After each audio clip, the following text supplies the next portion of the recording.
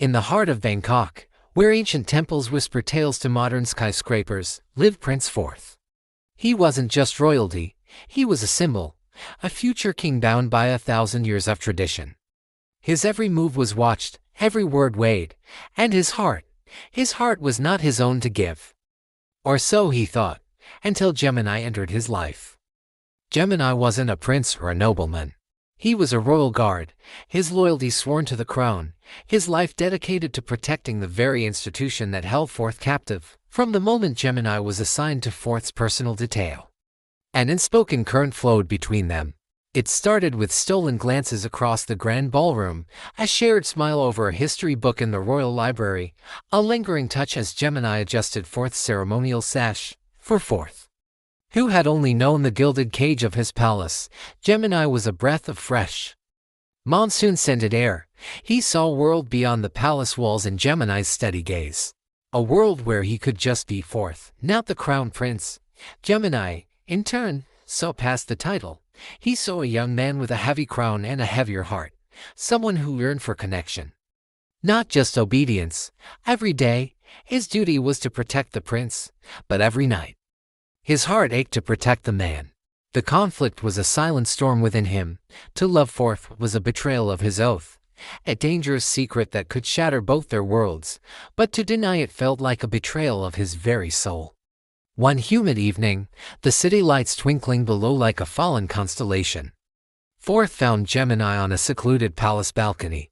The weight of an upcoming diplomatic tour pressed down on Forth, another performance where his personal feelings had to be locked away. He confessed his exhaustion, his fear of losing himself completely to the role he was born to play.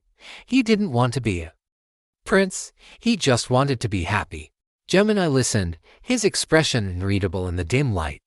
He didn't offer empty platitudes or reminders of duty. Instead, he stepped closer, his presence a shield against the world. He spoke of his own life, a simple one, but one of his own choosing. He spoke of purpose, and how sometimes the greatest purpose is found in protecting what you love. His words were a balm to Forth's weary spirit. In that moment, the line between prince and guard, duty and desire, blurred into oblivion. Forth reached out, his fingers tracing the sharp line of Gemini's jaw. It was a question, a plea, a confession all at once. Gemini's professional mask finally crumbled. He leaned in, capturing Forth's lips in a kiss that was both a surrender and a promise. It was tender and desperate, a secret shared under the watchful eyes of the moon. The kiss changed everything. Their days became a carefully choreographed dance of propriety in public and stolen moments in private, a secret knock on a hidden door, hands brushing in a crowded corridor. Late-night talks in the prince's chambers where they would plan a future that seemed impossible. Gemini would teach Forth about the city he only saw from his car window, the best street food stalls, the quietest temples, the vibrant energy of the night markets. And Forth would show Gemini the vulnerability behind the royal facade, sharing his dreams of being an artist, a traveler, a man free to love. Their love was a fragile flame in a world determined to extinguish it. The palace had eyes and ears everywhere. Whispers began to circulate. The king and queen, noticing Forth's newfound defiance and unusual closeness with his guard, grew suspicious. The pressure mounted. Forth was reminded of his engagement, a political alliance crucial for the kingdom. Gemini was warned to remember his place. The threat of being torn apart was no longer a distant fear, it was an impending reality.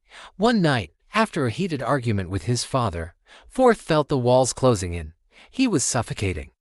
He found Gemini in the gardens, the scent of jasmine heavy in the air.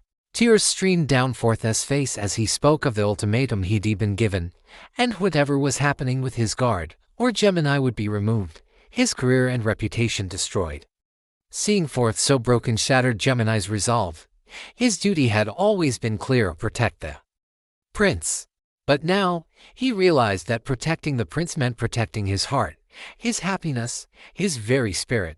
He couldn't stand by and watch the man he loved wither away in a loveless marriage. A life devoid of passion. Loyalty wasn't just about following orders. It was about protecting the person you serve, even if it means defying the institution you serve.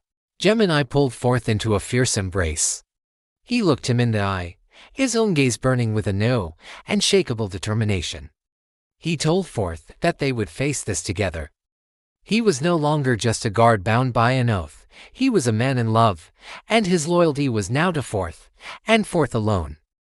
They were not just a prince and his bodyguard, they were Gemini and Forth. Their journey was far from over. The path ahead was fraught with danger, royal expectations, and the risk of losing everything. But in that garden, they made a new vow, not to a crown or a country, but to each other. They would navigate the treacherous waters of love and duty, not as a prince and his guard, but as to souls who had found their home in one another. Their love, born in stolen glances and sealed with a secret kiss, had become their greatest strength, a beacon of hope against the looming shadows, and together, they would fight for a future where their love didn't have to be a secret. Thanks for watching. Follow us for more stories that touch the heart. Please like, share, and subscribe.